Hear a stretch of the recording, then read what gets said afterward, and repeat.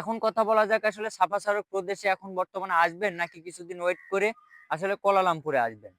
তো আমি গতকালকে একটা ভিডিও ছাড়ছিলাম যে কুয়ালালামপুর বা এই প্রদেশে আসলে কলিং ভিসাটা কিন্তু চালু হচ্ছে, সেটা হচ্ছে সিন্ডিকেট নিয়েই।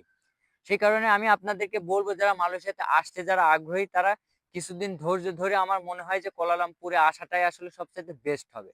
তার কারণ সাপা সারক প্রদেশটা কিন্তু খুব ছোট একটা প্রদেশ। আর সেখানে সুযোগ সুবিধাটাও কিন্তু আপনি খুব একটা বেশি পাবেন না। সে কারণে আমার মনে হয় যে কুয়ালালামপুরে আসাটাই আপনাদের জন্য বেস্ট হবে। এবং আপনি কোথায় আসতে চান অবশ্যই কমেন্ট করে জানাবেন। এবং আপনার যদি মালয়েশিয়া সংক্রান্ত কোনো যদি প্রশ্ন থেকে থাকে তো অবশ্যই কমেন্ট বক্সে কমেন্ট করবেন। আমি সেগুলোর উত্তর দেওয়ার চেষ্টা করব। তো ভিউয়ার্স আজকের ভিডিওটা এই পর্যন্তই ছিল। যদি ভিডিওটা ভালো লেগে থাকে তো অবশ্যই চ্যানেলটি সাবস্ক্রাইব করবেন এবং পাশে থাকা বেল আইকনটি প্রেস করে দিবেন। যাতে পরবর্তী এমনই মালয়েশিয়ার নিত্য নতুন আপডেট ভিডিও সবার আগে পৌঁছে যায় আপনার কাছে। সে পর্যন্ত ভালো থাকবেন, সুস্থ থাকবেন। আসসালামু আলাইকুম।